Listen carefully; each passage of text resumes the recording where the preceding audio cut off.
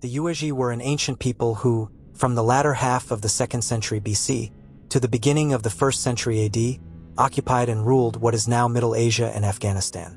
They are first described in Chinese histories as nomadic pastoralists living in an arid grassland area in the western part of the modern Chinese province of Gansu. After the defeat at the hands of the Xiongnu, they split into two groups, migrating in different directions, the Greater Yuezhi and Lesser Yuezhi. The Yuezhi migrated to the region north of Emu Daria and destroyed a country called Casia, usually identified with the Bactrian kingdom under the Greeks. There they established 5 shiho, also called yabgu, or governor-generalships. At the beginning of the 1st century AD, the Kushans, one of the 5 yabgu, became powerful and took the place of the Yuezhi. Many theories have been published about who the Yuezhi were. The oldest theories were based solely on the resemblance of the name of the Yuezhi to that of the Goths or Masagetai. But the Goths could have had nothing to do with a people in Central Asia in the 2nd century BC. Nor can the identification of the Yuezhi with the Masagetai be maintained. The identification of the Yuezhi with Casia is also based on the similarity of the names Yuezhi and Casia, with some additional positive evidence to support it. Casia is the name given by the Greeks to the Kunlun mountain range in the south of the Tarim Basin and to the region stretching north of it, which is famous even today for the production of jade. According to the Book of Quantsu, jade was produced either in the country of the Yueh-chih, who are considered to be identical with the Yuezhi, or in the mountains on their frontier. The Book of Quantsu was written sometime before the 3rd century BC when the Yuezhi dominated the greater part of Mongolia. So it is quite possible that Yueh-chih, and Casia represent the same name, and that Yuezhi were known to the Chinese to be associated with jade.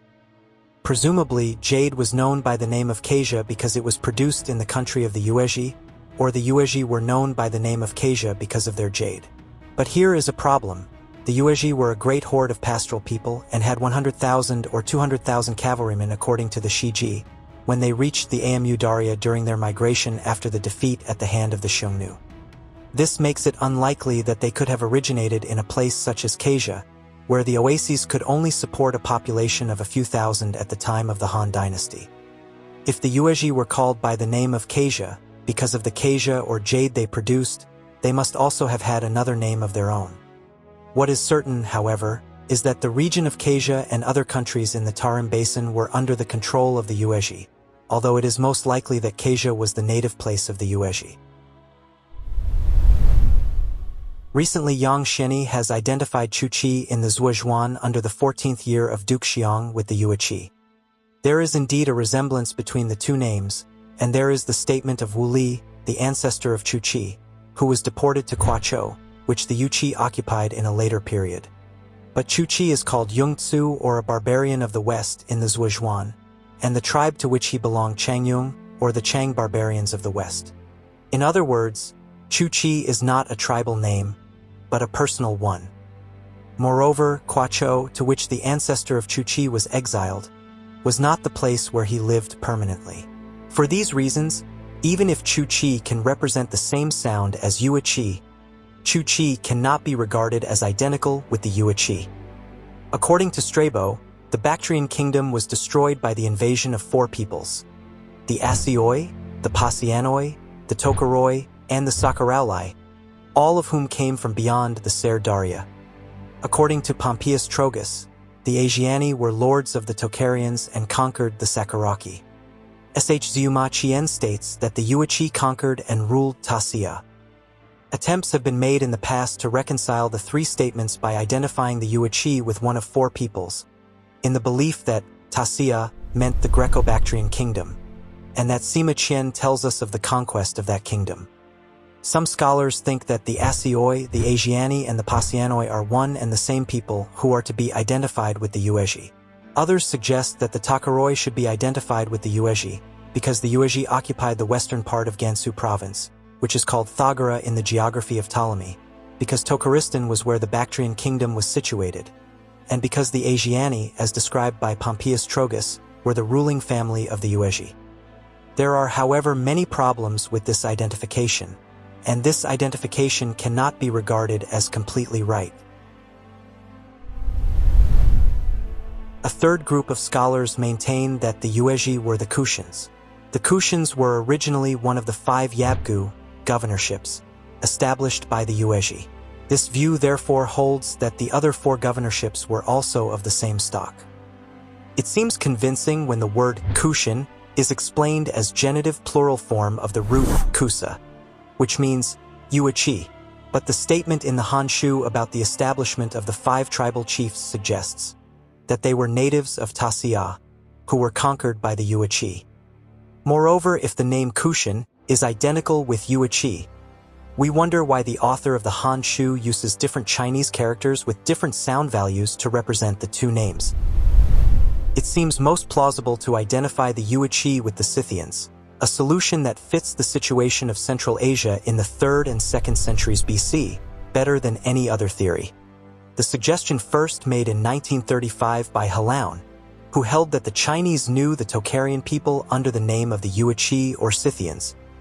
It may also be proposed that the Yueh-chih were not only called Scythians, but were Scythians themselves. Other people that were also proposed to be related to the Yuezhi are the Pazyryks.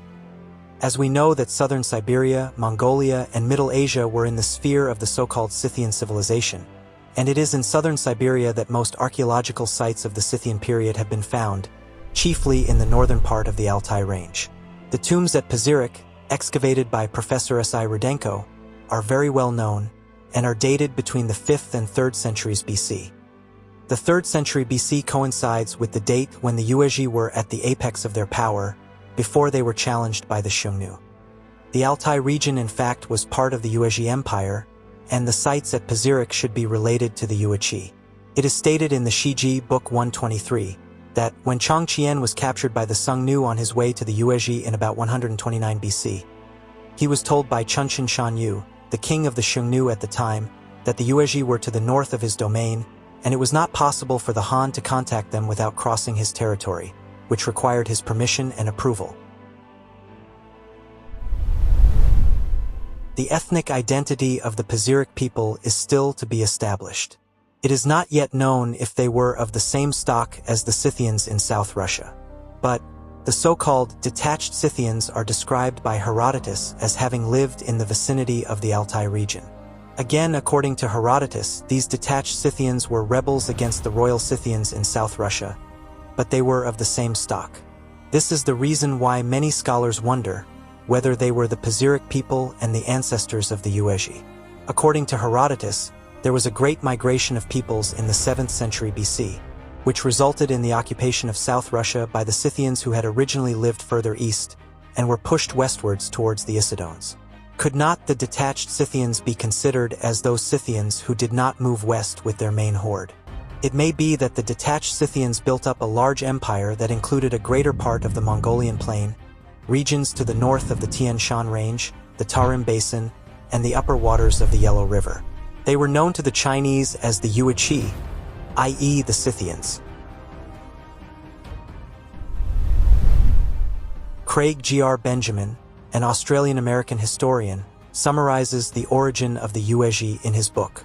According to him, the archaeological and philological evidence shows us that between the mid-4th and late 2nd millennium BCE, pastoral nomads speaking Indo-European and Indo-Iranian languages moved out of their original homeland, located from southern Russia north of the Caucasus, east towards the steppes of Kazakhstan, in 3 large-scale migratory waves, and occupied a significant area of Inner Eurasia. This ranged from the sedentary states of the Fertile Crescent through Iran, Bactria, northern India, and the southern steppes of Russia and Siberia, to as far east as Mongolia and eastern Xinjiang. The first 2 migrations of the early and Middle Bronze Age were predominantly by Indo-European centum speakers, and the third invasion, in the late Bronze Age, was by Indo-Iranian Sodom speakers. Extensive archaeological evidence has been found by Soviet and Russian archaeologists showing each invasion in their territories, particularly in southern Russia, southern Siberia, and the former Soviet Republic of Central Asia, and have assigned names to each of 3 general Kurgan cultures that participated in these invasions. It was the Afanasievo culture of the Middle Bronze Age, that is the most likely candidate for having included the ancestors of the Yuezhi. They were probably motivated like the other migrating Indo-Europeans to move out of their original homeland by climatic and population pressure. The Afanasievo culture was concentrated in the Altai region of Siberia.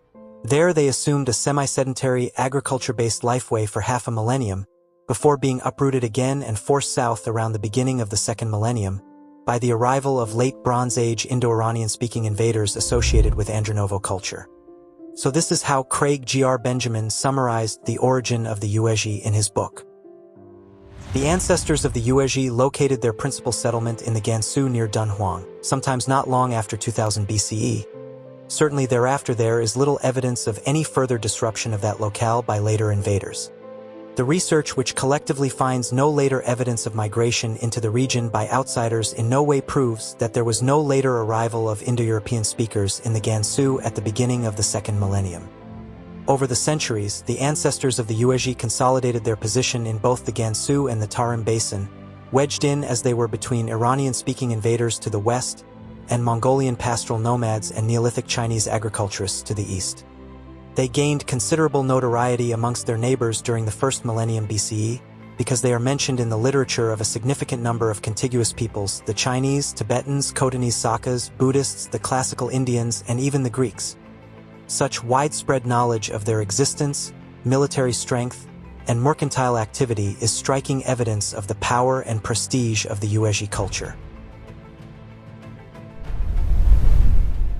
The Han Shu and the Shiji provide compelling textual evidence of the dramatic events that took place along China's northern and northwestern borders during the first half of the 2nd century BCE. When we read all the textual evidence, these provide us with enough material to put together a coherent narrative of these events, as well as the circumstances in which the Yuezhi lived in the Ganshu region and how they went from powerful Han China's neighbor to a confederation in forced exile. So, the Yuezhi had originally dwelt in the Ganshu, between Dunhuang and the Qilian or Heavenly Mountains.